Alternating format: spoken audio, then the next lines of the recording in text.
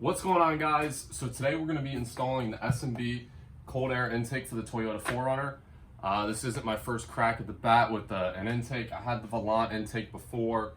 It was running too lean. I was throwing check engine lights. So, fingers crossed today. We're going to see if the S&B, does the trick, and I'm excited to get this install in. All right, guys. So the first step in installing the intake is actually disconnecting the battery terminal. You're going to want to disconnect the negative terminal. So you're going to take a 12mm socket wrench, loosen up that nut, you're just going to take it out of the way, make sure it's not touching anything. You don't want any power to the engine, the battery, anything like that. So after that's done, we're going to move on to disassembling the factory intake. So the first step in removing the factory intake is going to be disconnecting the MAF sensor. I'm just going to unplug that right here. There's a little tab right on the back. You just push that in and pull it right out.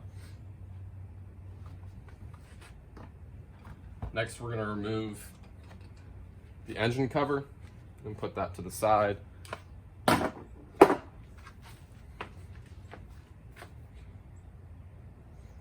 Now we're going to take a Phillips head screwdriver to loosen up the clamps on the factory resonator. So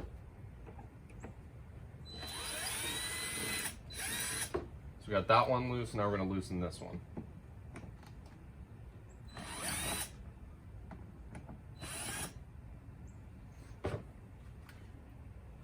So there's also an inlet tube right here that you're going to want to pinch on this clamp to loosen it, and you're just going to want to pull it off.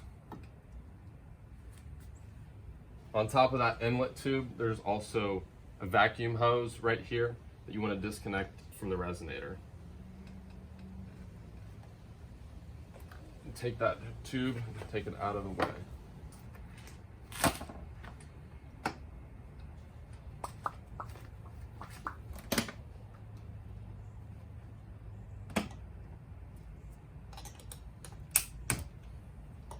Another important part here is removing the clips that attach the MAF sensor cord to the actual intake. You want to actually disconnect that and pull them off before you remove the actual intake. So now that that's off, I'm just going to pull this resonator right off. So now that leaves us with the drop-in filter. You can just get that out of the way. And there's two 14mm bolts on the inside of the intake box. So you're going to want to remove the two on the inside, and then there's also one on the outside that kind of retains it and keeps it in place.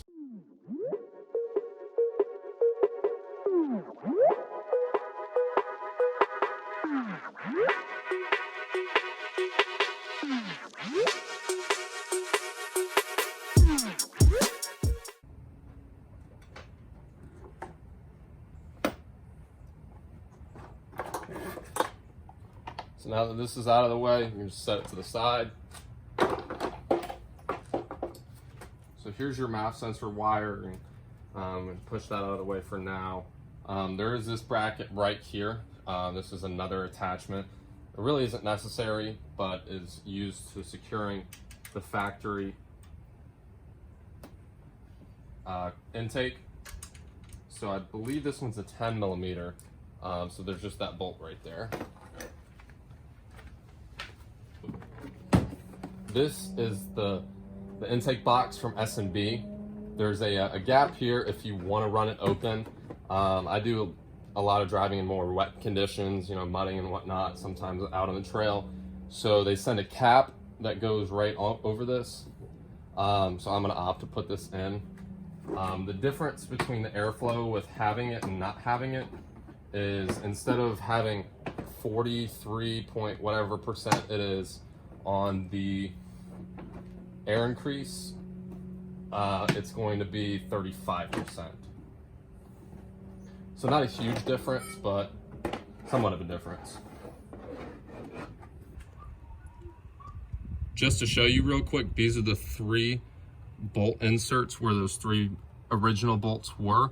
You're gonna reuse the same bolts and just drop them right in to attach it. All right, so I'm having some issues here. So I'm gonna cut the camera real quick and jump on and look at the instructions because I'm not a mechanic. So the rain is definitely not on my side tonight. So I'm gonna try working on, you know, a few other things while I'm in the garage. I just don't have the space right now because I've got too much clutter in here. I'm assuming it's not gonna last too long, so I'm just gonna work on what I can while the rain decides to pass. All right, so it finally stopped raining. I was able to get everything in so far.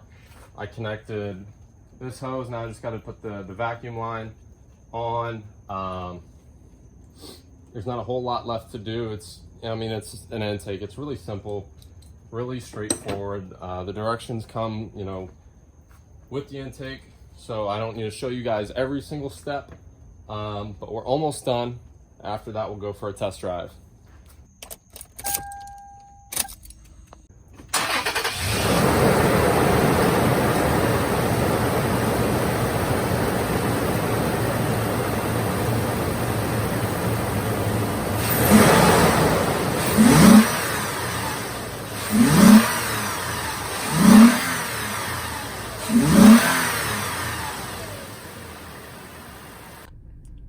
All right, so we're gonna do a 0 to 60 pull here. I'm not gonna time the 0 to 60, just because it's not gonna be that big of a difference. But I'll let you guys see, you know, how it responds and, you know, what it sounds like, and, you know, here we go.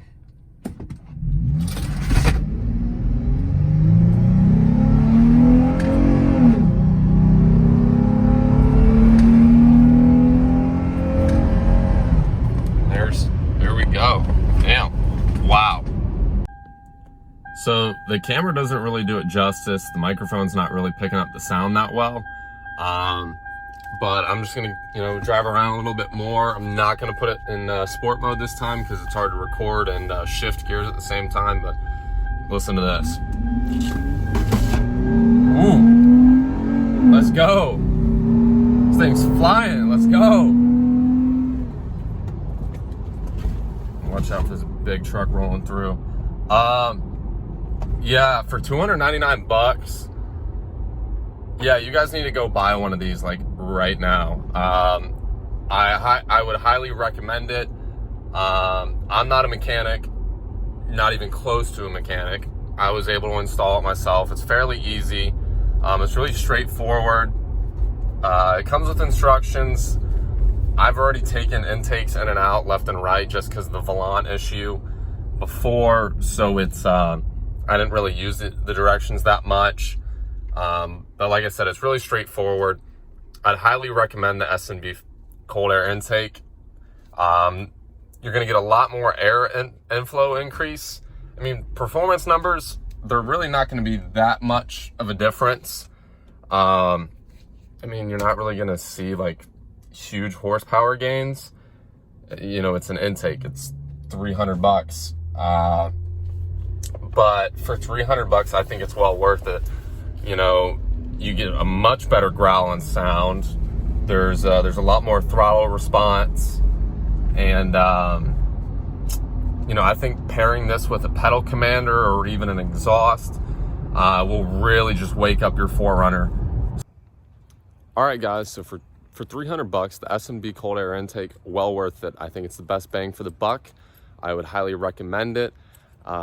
You know, I would recommend it over pretty much any other filter out there. I haven't tested the AFE or the TRD, but for 299 bucks for, you know, what we just saw there, you know, I'm well impressed. I'm glad I spent that money. You know, this wasn't sponsored. I didn't have this part sent to me, but I would highly recommend it. I'll have a video on the volant intake coming up soon. I just need to edit it all together. So I'll drop down below in the description. I'll have a link to the S&B Cold Air Intake. I hope you guys enjoyed watching this video. I'll see you guys next time.